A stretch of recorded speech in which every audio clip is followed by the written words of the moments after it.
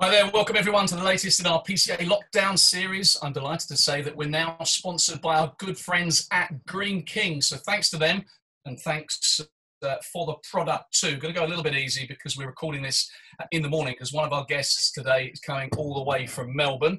We'll get to him in just a second. Today we're going to be talking all things 2020 and my three guests have huge experience.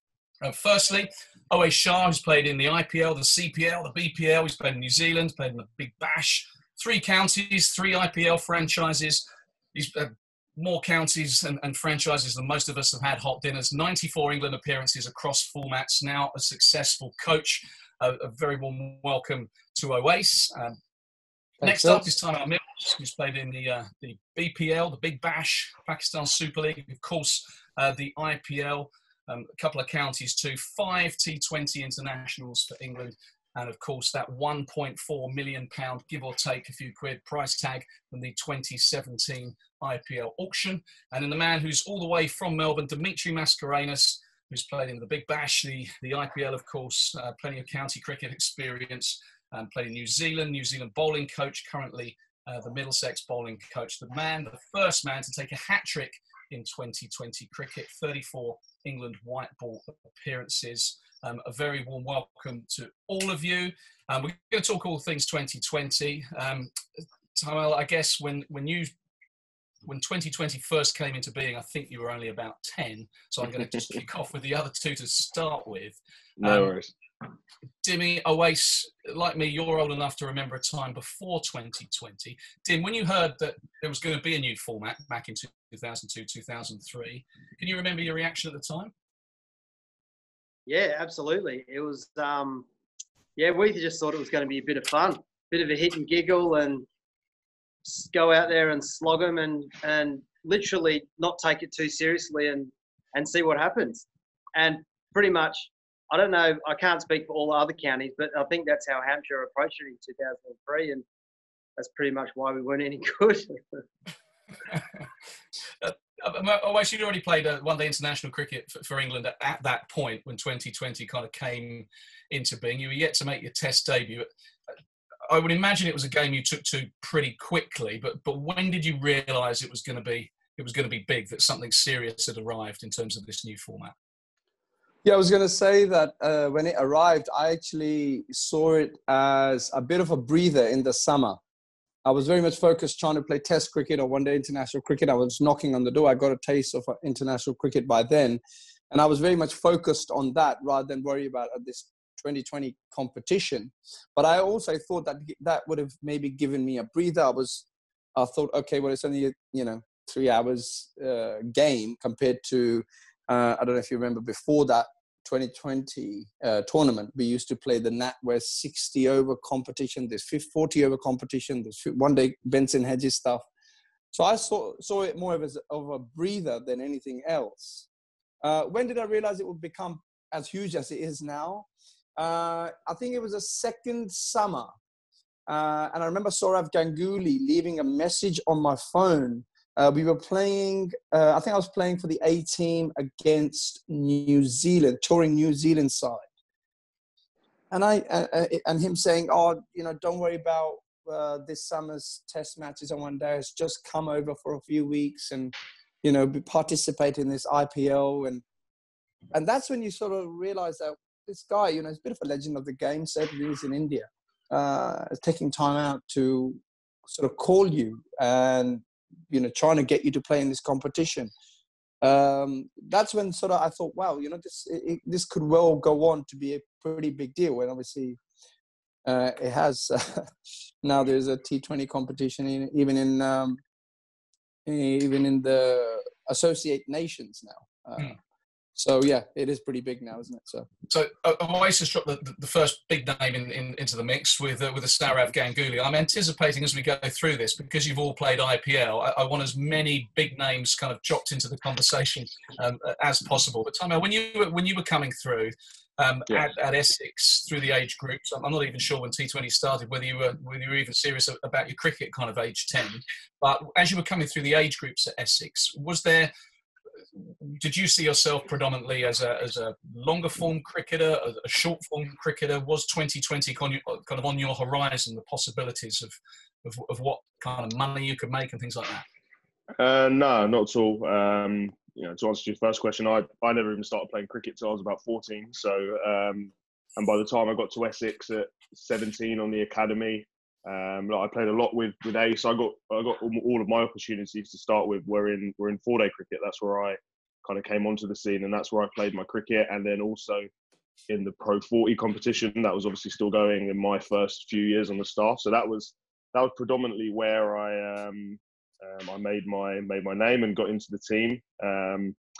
I didn't really get much of a look in the T20s. We had quite a settled side at Essex. The Ace was involved with the likes of Graham Napier, David Masters was still doing really well in all forms. So Reece Topley was obviously coming through as well. So I didn't play a lot of T20 cricket at Essex, and to be honest, I felt I should. I felt I was more suited to the one-day game. I thought I used to do pretty well in the 40-over stuff, and I struggled with the red ball a lot of times with consistency and being able to replicate performances over and over again in county cricket. And it was just, I felt naturally my game, the lengths I bowled, I found it easier to bowl that back of a length as opposed to really consistently pitch it up. And obviously in T20 and 40 over cricket, that length's what you want to be bowling. So it wasn't until obviously I left Essex and moved down to Sussex where, my T20 cricket really pushed on. Dim, someone there mentioned Graham Napier, who of course played that at unbelievable innings, with 152 not out, I think it was, 16 sixes, and then that kind of propelled him onto a global stage. He ended up being picked up by the Mumbai Indians. How aware were you when you played county cricket, 2020 cricket, that one performance like that, or I guess a series of consistent performances, could lead to other things? How much of a shop window was there in county cricket? Yeah, I think once IPL had come in and people had seen what it was all about, everyone wanted to be a part of it, and you saw with Big Bash, obviously the IPL coming after the Big Bash every year, you're seeing quite a lot of the Australians do well in Big Bash and bang, get snapped up. So the English guys didn't have that same opportunity. So anytime you could perform on TV, it was huge. And people can say, "Oh, I don't really think about it," but getting offered lots of money to go and play in India, of course you think about it. And those opportunities, they come few and far between for a lot of people. So you'd be crazy not to think about it and not to snap it up when they do come. I think you were the first, correct me if I'm wrong, I think Owais, you two might have been the first guys from England to go and play in the IPL. Obviously, you were big mates with Warney, which must have helped us to some extent. He saw what you could do up close and personal, and you ended up at the Royals. Just how exciting was that when you got picked up? Yeah, look, let's be honest about it. If it wasn't for Warney, I wouldn't have been there. It was simple as that. Warney went there, he had his team, and he had some certain picks that he desperately wanted. And luckily for me, I was one of them. Shane Watson was the other, who turned out to be the player of the tournament that year. And then he said to me, "Pick whoever you want, but these are the two players I want." Obviously, it was real tough for me because I'd just been named captain after Warney had left, just been named captain of Hampshire. And to leave the county season, at the start of the season, it just, it wasn't a good look, and it wasn't going to happen. So we came to an agreement, and I was allowed to go for a few weeks that first IPL, which was amazing. Look, to be rubbing shoulders with the greatest players in tough conditions with and against the best players in the world was huge for me, and I learned a hell of a lot. Like to go and bowl in the nets to Graham Smith and Shane Watson, Sohail Tanvir was there. Learned some tricks off him in subcontinent conditions. Oh look, it definitely helped me because, as you guys all know, you've all faced me. I'm not the quickest bowler going around, so I needed to be able to do something well. And look, that those experiences seriously helped me. Yeah, you mustn't put yourself down, because I think you probably got me out in county cricket more than any other batsman going. Yeah, it brings back nightmares even just talking to you now, mate. Owais, what was it like? Talk us through your process of getting picked up. I can't remember that far back in terms of the auction, but what kind of buzz was there around it, and how did it come to be, and how exciting an opportunity did you view it at the time? Well, I think for me it was, I guess, maybe a little bit lucky, because I think it was IPL 3. I think I was picked in. I played for Delhi. Before the auction, there was England were touring India, and I happened to perform reasonably well there. And I ended up having a conversation with the coach of Delhi, the guy who turned out to be the Delhi coach. And he said, look, we're interested. I said, look, yeah, I'm quite happy to go in the auction, And I guess that those performances in Indian conditions helped. And ended up getting picked at Delhi Daredevils, which was really, I was really excited because of the squad they had. I mean, the team had 5 Indian internationals. Plus, on top of that, we had a big squad of 4 international guys. Sorry, a big squad, but out of those 4 would play. So we were always fielding 9 international cricketers on the park. Some of the names were Tilakratne Dilshan, AB de Villiers, Warner, Ashish Nehra, Mishra, Virender Sehwag, Gautam Gambhir. I mean, these are some pretty handy cricketers. And Owais, how did you feel playing amongst that caliber of player? Was it something that you relished? Was it something that you were kind of nervous about? You mean carrying drinks amongst those players? Well, being part of the squad. I mean, obviously, getting in the team is tricky, but even to be part of that squad, to mix with those guys, was that something that was incredibly educational? Was it frustrating? Yes, because you weren't playing as much as you would like. Were you able to be yourself? I think when I got picked, and I'll be very honest, it was extremely financial for me. After the tournament, I realized what I had learned during that tournament, just knocking around the likes of AB de Villiers and people like Virender Sehwag, and some of the conversations they had. I didn't participate in them, but I was just listening, and just to see some of the stuff they talked about, some of the cues that they had as batters. That they picked up, when I face Kumble or someone, I look for this, or when I play Shane Warne, I look for this, and at the same time I was listening to this conversation and thinking, I do that. So it sort of, I thought, at least I'm thinking along the same lines as some of the greatest players who have played the game.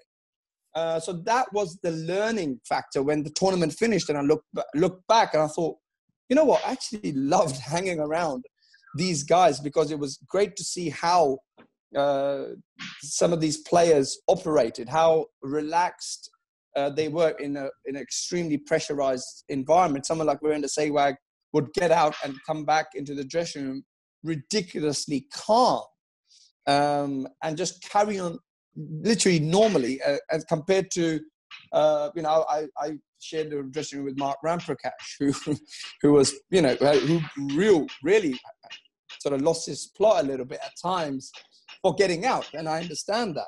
And it was really a complete contrast of 2 very talented players, and how one operated, how, there's no negative there, it's just how 2 people operate. Yeah. And I just realized that I learned a lot just hanging around those guys. I was able to see AB de Villiers. Glenn McGrath was in our squad. And speaking to him about what he looked for in batsmen, how did he dissect the people's technique, and how did he sort of attack players, just to get a perspective from the bowlers to see, how would bowlers operate against me and how I could get better. So things like that were very, very important, and very good for learning. All that stuff is going to no doubt help you guys. You're both coaching now, Dimmy, Ace, when it comes to being able to pass information on to players and share those kind of experiences. But somehow, as Owais was talking there, he mentioned the fact that he toured India, and then those performances had helped him get picked up in the IPL. That was very much the case for you, wasn't it? You played those those T20 internationals against India. You bowled the speed of light, if I remember. And then the next thing you know, you're in the auction. Just talk us through the morning or where you were. Did you watch that auction? Because obviously the number, I think I've got here 1.4 million. I mean, when you went into that auction, what were you kind of expecting? How did it pan out?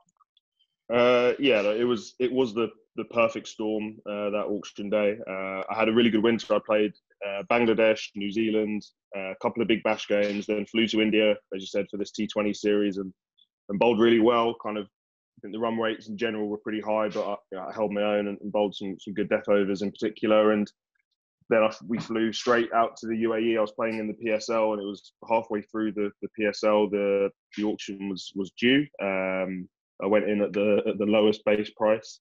And yeah, the night before the auction, my agent texted me and kind of a long list of the teams. This team, they're interested, but they've only got, X amount of purse left. This team, they haven't got any money left. They're not interested. This team have already got their bowlers. They're fine. So I read the list. I knew that there was four or five of the teams were interested in me. And then literally, I think the day before the auction, Mitchell Starc pulled out of the IPL, and he was on like a $2 million contract or something with RCB. So all of a sudden, RCB needed a fast bowler and had obviously a lot of money to burn in their pocket. And I was obviously the grateful recipient of that. And yeah, I was in the UAE, and I woke up in the morning, I watched on TV. It was broadcast on TV out in the UAE. And yes, I knew you get sent the list, the draft list. So I knew I was on relatively early. Stokesy went just before me for, what ends up being, I think, $1.8 million. So yeah, I sat watching it. My best mate was in the UK. He FaceTimed me and then watched me watch the TV, because obviously he couldn't get a stream in the UK, and we watched it together in Dubai. And yeah, it was crazy. Just can you remember your reaction? Can you remember what you were doing as it was going up and up and up and up? I mean, was there dancing? Was there high-fiving imaginary friends in the room? What were you doing? Well, at the start, it was quite cagey. It's on YouTube actually. My bidding process, and it was quite slow and steady. And I was just kind of watching it and just enjoying it. And then it looked like at one point I was going to Mumbai for around 500k, and then all of us, then out of nowhere, RCB and KKR came in, and then it went again. And I remember I was silent. I was watching the TV. Obviously, it comes up on the screen in lakh and in crore, so I wasn't, quite sure exactly how, what the figures meant. But it was just going and going and going and going and going. And yeah, I was just in shock really. And then the second, obviously, the gavel went down, my phone blew up, and things were a bit. But it was strange, because I was in the middle of a tournament. I was halfway through a tournament. I was in the hotel. Every team was in the hotel. So obviously everybody knew about it by the time that they'd broken up. And yeah, I was playing with Luke Wright and Nathan McCullum there in my team for Quetta that year, and we went for breakfast, and they definitely made me pay for breakfast that morning. Yeah, that's the least you could do. And I guess you're thinking in the middle of a tournament, just please don't do a knee cartilage or don't get injured, because I guess that's the thing. We're seeing it now with Premier League footballers, aren't we? Who are coming to the end of their contracts effectively, and they don't want to jeopardise what's down the line. You must have been bowling every ball thinking, I just need to get to this IPL in good fettle. Yeah, and look, the way the IPL works, you don't get paid anything until you get out there and you report, and then you get your first payment kind of on arrival pretty much. So the auction was that year, mid-February. IPL wasn't until April. So obviously you're having all these conversations, people are making comments and such, but you haven't actually, you don't have any money yet. You've still got, so I had to get through the rest of that tournament with Quetta, which I did, come home back here for 3 weeks or so and train and just kind of get ready, and then get out there and kind of deal with the IPL itself. But yeah, it was an amazing time, and I doubt I'll be forgetting it anytime soon. Well, we hope that's not the case. I'm going to come back to you about the kind of pressure of that price tag and some of the guys you play with, so you can chuck a few big names into the hat as well, because you've had a few good ones at RCB. But Dimmy, your time in the IPL, I guess in county cricket playing T20 as well. I don't want to focus too heavily on the IPL, but that opportunity to play with the best in the world, people flying in and out of Hampshire, flying in and out of Essex and Middlesex and other dressing rooms that you've been part of as a player and as a coach. is how much does that help the game grow, this kind of pollination of ideas and everyone kind of getting involved in the T20 process? Oh, yeah, it's huge, isn't it? Like Ace mentioned it a few before his time with Delhi, just those names and like some of the players that I've played with, Warren and Clark and Watson, Kadich, McKenzie. The list is endless. McCullum, it's just crazy the amount of, and just the different ways that people go about it. Like you watch Kane Williamson, still one of the best players in the world in all forms of the game. He just does it differently to Warner or Gale or, you know, somebody else, whoever it might be. Just learning from them what they do, like I said. From a bowling point of view, it's been really interesting. Spinners have really come to the forefront in recent time. Everyone wants a gun leg spinner in their team. Left arm spinners, you know, the mystery offies that can spin it both ways. You know, spin's playing a huge part these days, and it didn't as much in the early days. There were the odd exceptions, you know, but they're becoming, you know, more prevalent nowadays than ever. But yeah, as you say, playing with, you know, getting the best overseas players coming to your team and, you know, having an influence, not just on the tournament, but on the people around. All the best players do is make you and your teammates better. Yeah. That's what the best overseas players do. Whether they're the best players or not is irrelevant. If they come and they make an impact on your team or on you personally, on your club, for the culture, they're great to have around. They're the best ones. In terms of, you know, you're the kind of out-and-out batter in this group. With what Dimmy said about, you know, T20 teams want leg spin, they want great pace. If you were giving advice to, I don't know, young batters or young county batters who had a bit about them, what should they be looking to do, putting your coaching head on in terms of if they want to get into the 2020, put themselves in that shop window, what skills do they need to develop? How do they go about it? I think adaptability is key. I think it's important to have good basics. But also there is, I'll go through it with gears. What I mean by that is you got to have that ability to sort of tick over, but then also have that explosive nature to your game. I think for me, that is how I saw the best cricketers of the 2020, what I've seen, for me, how valuable they are. Yes, you know, you have a lot of your Jason Royce, David Warner. They generally will go and take it on ball one. Yes, I know that's their role, but they tend to almost start in the fifth gear and they almost stay in fifth and sixth gears. But for me, the real match winners are the likes of Kohli and Dhoni and people like that, because of the fact that they can actually build an innings. They have that time and they recognize the fact that there is time in the game of 2020 cricket to build an innings. It is a little bit old fashioned that, you know, people build an innings. Yes, you might build an innings in a test match or one day international for a lot longer, but in T20, you can still apply those basics. But then as the game gradually moves on, they get into their power phase, or what I would call it, a power phase towards, you know, back end of the game. And then all of a sudden they just explode and they really take the game away from the oppo. I think those, for me, you know, the likes of AB de Villiers, who also goes about it very similar way to those guys. I think they are very valuable. And that's what I would say, you know, get your basics right, have a game where you can tick over, you can turn a good ball into a single. But then obviously the bad ball obviously has to go out of the ground. Is get that balance right. You to be honest, you won't go wrong in cricket generally, let alone T20 cricket. Okay, Tymal, you mentioned Virat Kohli amongst one or two others. You had the pleasure of him up close and personal at RCB. What's he like behind close? We see him on the screen as a kind of iconic cricketer, probably the best player in the world.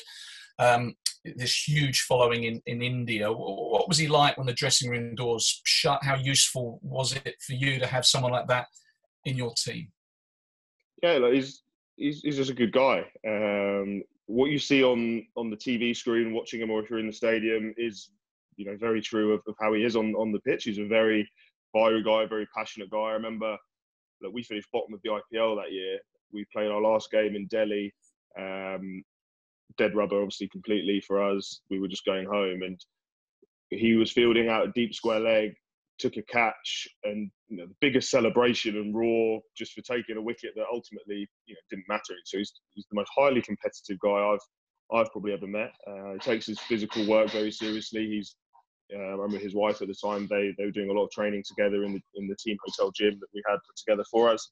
But aside from that, he's just chilling out. I think he obviously knows more than anybody in the world how the pressures of international cricket and IPL cricket can build upon you. So you need to be able to switch off. Everybody, in this chat will know that you need to have your ways, playing table tennis, just hanging out with the boys. You can't be on 24 hours a day because you'll burn out. Everybody knows that. But I think the one thing I could probably take away from him, he seems to have a very good way of switching between the two zones of work and then, switching off when you're away from it. What was it like when he threw the ball to you for your first spell in the IPL and you've got this big price tag around your neck? Were you able to kind of forget about that? Can people forget about the money side of things in IPL? Essentially, you're all worth different amounts according to the auction, but you're there to do a job. And how was he with you? But how was it kind of running in, knowing that you've gone for that amount of money and it was on a big stage? Well, my first game, he didn't actually play. He was injured. He had a shoulder injury. So I think he missed the first 2 games. Shane Watson captained the first couple of games that I played. And even that first game, I wasn't even supposed to play. I remember we rocked up at Hyderabad and Sky, Mark Butcher was there with Sky, and they did this big thing, Mills versus Chris Jordan, English by bar. Then we both rocked up to the ground and neither of us were in the team. So, and then literally Samuel Badri on our side, he rolled his ankle just before the toss and couldn't play. And then I came in and I ended up bowling the first ball of the whole competition to David Warner. And I was a little bit nervous before that first ball. It was, at that point, the biggest crowd I played in front of, full house at Hyderabad. It was a good, 60,000+ there. And you just want to get that first ball out of the way, just not go for a boundary, not bowl a wide, no ball or anything like that. But once you're out there, and I'm sure the guys agree, when you're out there playing cricket, you don't think about the rest of it. You're so, well, hopefully you're able to just focus on what you're doing. I'd like to think one of my greatest strengths as a player is that I could be playing a club game in Sussex or playing in the IPL. I'd like to think I'm quite level, which can be tough to do. I noticed Virat especially, he holds such clout in India. You notice a lot of, if he's captaining, you'll see on TV a young bowler, a young Indian bowler. There's only one person in charge there. Do you know what I mean? There's only one person setting the field, telling them what ball's going to bowl. So you have to be strong-willed. I remember one game in Kolkata, I bowled a bad ball, I got hit for 4, and Virat wanted to change the field and do whatever. And I said, no, I bowled a bad ball, I'm happy, I'm that. And then he was like, okay, that's cool. He respected the fact that, I wanted, I kind of not stood up for myself, but I said no. Because I'm sure he doesn't always hear no, as I said, when he's captaining kind of young Indian bowlers. You have to be able to just play cricket. If you've gotten to that level, you obviously deserve to get there. You're good enough to be there, hopefully, and you just got to back yourself to go out there and perform. Hey, so we're living in very strange times with the pandemic at the moment, lockdown. People, the 2020 tournaments, like county cricket, kind of cancelled left, right and centre, things being put back. We're seeing, like Tymal and yourself for a while, we're seeing almost these 20 to Harry Gurney would be another one, Alex Hales, kind of white ball cricketers that make their living going around the world playing in these franchises. Now, it seems very glamorous that you're getting all these big stage opportunities, but to what extent is it also quite an insecure situation? Something Tymal mentioned there when he was talking, IPL and all these T20 tournaments do test you mentally. And I'm not talking about when you're out there playing or you're facing someone. I'm not talking about that. I think away from it, when you play international cricket, you are there because you've performed well for your county. And obviously, eventually you get picked for England and the performances are there. Whereas when there's an auction or there's a price tag, regardless of being, Tymal got 1.5 or whatever, or someone got 400 grand. it doesn't really matter. It's because the fact that someone is paying you X amount of money to perform. And I think it really does test you mentally to get yourself, not let that pressure of that money affect you away from cricket. Am I really worth that much money? Oh my God, someone's paying me. You sort of can almost forget sometimes that it is the game of cricket and you are good enough. You are talented enough and you have the ability to perform under pressure. In fact, under huge pressure. That's the reason you've been picked. So I think, those sort of things can play a part on you. But if you can overcome that, it is, yes, a very enjoyable 12 months of the year because you do follow the sun. You can play your Big Bash in the winter, IPL in autumn in England, and obviously Kame for the England summer, and not to mention some of the other tournaments that are happening all over the world in South Africa, Bangladesh, and places like that. So yes, it can be a lot of fun, but like I said, mentioned, it can test you mentally when there is a significant price tag on your head. Then we've seen England come very close in the World T20. We're not quite sure what's happening with that tournament yet. We believe it's going to be probably put back or kiboshed, but we're still waiting to hear at the time of recording. But given England's World Cup success, given how close they came last time, it looks like a team that is made to win the 2020 format. Oh yeah, comfortably. Like in my time, they're comfortably the best team that I've ever seen in England colours, in white ball or 2020. They're practically the same team at the moment for both forms. Look, they've just got the brand of cricket they play is take it on, go for the win, don't be scared, express yourself, play without fear. All these mottos or catch cries, whatever you want to call them. And I just think that's brilliant. And they've got the backing from the captain, the coach, the support staff to go and do that. And they're given all the opportunities in the world to go and do that as well. And another thing is they're all best mates. They're all of a very similar age. They've grown up together. A lot of them played a lot of cricket together. And yeah, it's not a surprise. Look, for me, they're the number one team to beat in the world in 2020 at the moment. And if and when we can possibly get it on, they're just great to watch. One day cricket, I coached against them. This is going back a few years, 4 or 5 years ago, 2015, when I was with New Zealand. And, I watched them then chase 340 or something like that at Trent Bridge in 40 overs. I was just like, what is going on? We thought we had a good score. We should be winning this one. And we got absolutely smashed. But it's just, it's the way they play. And they will come unstuck occasionally. They will get bowled out for 110 in a one-day international or 80 or 90 in a T20 game. But because they're given that freedom to keep doing it, I think they're going to succeed a lot more than they fail. Yeah, I always thought New Zealand were 100 short there, Dim, but, it's the privilege of distance, I guess. Tymal, we're kind of coming towards the end of our conversation. It's been brilliant speaking to you. Just, I guess it'd be remiss of me not to ask how you've been in the pandemic. Have you been turning the arm over? Because a lot of you guys have been furloughed. Is there, how's the body? How are the spirits? And is the aspiration still, I would imagine, to get back in that England team at some stage? Yeah, look, I've been all right. I was playing in the PSL just as this kind of came to a head. So I have played some cricket this year, which has been nice. Obviously, a lot of guys would have gone a whole English winter without playing, looking forward to the summer, and then not had any cricket. So I've played some cricket. I was due to have kind of 7-8 weeks off anyway in between whilst the County Championship was going on before the blast started. So I'm missing my cricket now. It's been nice to have some time at home. So my wife's pregnant. We're due a baby in the next couple of weeks. So it's been nice to spend some time with her. She's been keeping me busy with the jobs, doing the wallpaper, doing the wallpapering and all that stuff that I'm no good at. But I've had no excuse not to do. But I've been keeping fit. I haven't been bowling. We've been furloughed at Sussex. So hopefully we'll be off furlough in the next couple of weeks and back training. Missing as everybody here know, you miss that changing room environment, seeing the boys every day, your routine that we're all very used to. Just you get up, go to training, have a bit of a crack, have a coffee afterwards, and then you crack on with the rest of your day.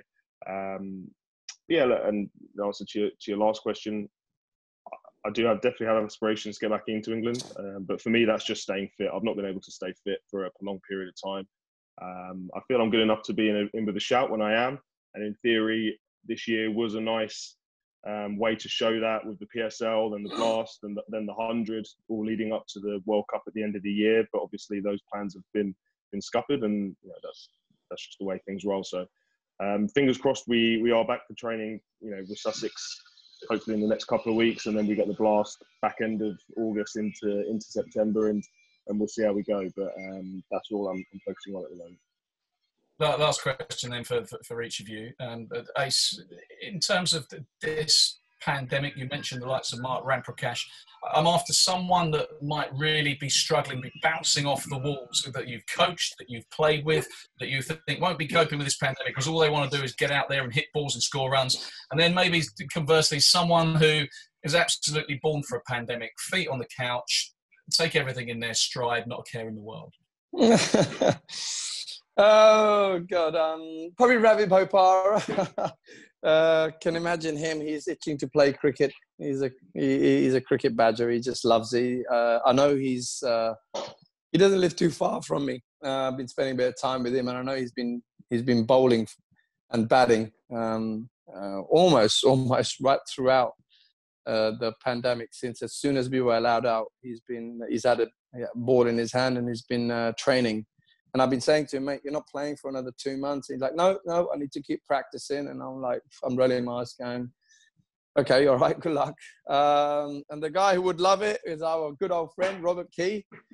He loves doing nothing, probably sitting on his sofa, watching his belly grow. So yeah, probably Rob enjoying it. The odd cynical comment here and there. But yeah, I reckon those two probably chalk and cheese. But yeah, probably loving every minute of it. He's the vodcast king. Dimmy, how about you with guys you've played with and coached? Yeah, you were being nice saying the odd cynical comment from Bob, were you? Yeah, he's my mate. Right. He's my mate. He has to watch this program later. So, look, someone that will be pulling their hair out is definitely Chris Traveller. I was lucky enough to play a lot with the big fella, the big giant, big goober. But as you've probably seen at his social media posts, jeepers creepers, he is lucky he got a weights room in his house, so he's been able to pump the iron, and he's bigger than Hulk Hogan at the moment. I don't know what he's doing, but he was one that would really struggle in the pandemic. He loves getting out and doing things, exercising, pumping weights, lifting anything he can. And someone who's made for it is definitely me. I'm more than happy just chilling at home, watching TV, hitting some golf balls with the kids in the backyard. That is me down to a T. No work, no nothing, just stay at home. Thank you very much. Yeah, let the beard grow. That is great stuff. Tymal, how about yourself? Yeah, so I think I spoke to Ravi. Ravi actually texted me the other day. He was like, what's going on? When are we back training? What's going on? Because obviously he's not had a chance to really do anything with us down here since he signed with us. So I know, yeah, as Ace said, he's had access to an indoor school somewhere, and he's been hitting balls. And like Dimmy said, I've actually been all right. I'm used to the T20 life in hotels, just doing nothing aside from your cricket. I've been all right. I've got myself into a good routine. I wake up, I walk the dog, I do whatever physical stuff I'm going to do for the day. I have my lunch, and then that's pretty much me done for the rest of the day. I'll kick back and do whatever the missus wants me to do in the house, try and keep her sweet, and then I do it all again every day. So I've got myself into a pretty good routine. But saying that, we're starting to get together in small groups now with Sussex to do some training sessions, and our strength and conditioning coaches thought it'd be sensible to do a running session at 1 p.m. today in 30-degree heat, whatever it is. So I'm looking forward to that in about an hour. Well, all that's about to change, Tymal. You're about to have a baby. Yeah, you will be busy. Exactly. So I'm getting it in now whilst I can.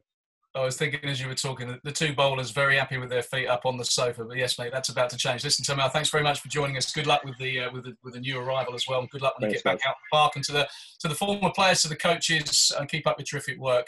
Look forward to seeing you at a cricket ground before too long, hopefully before the sun's out. Owais, Shah, Dimitri Mascarenhas, Tymal Mills joining us on this PCA Lockdown vodcast courtesy of Greene King. See you next time.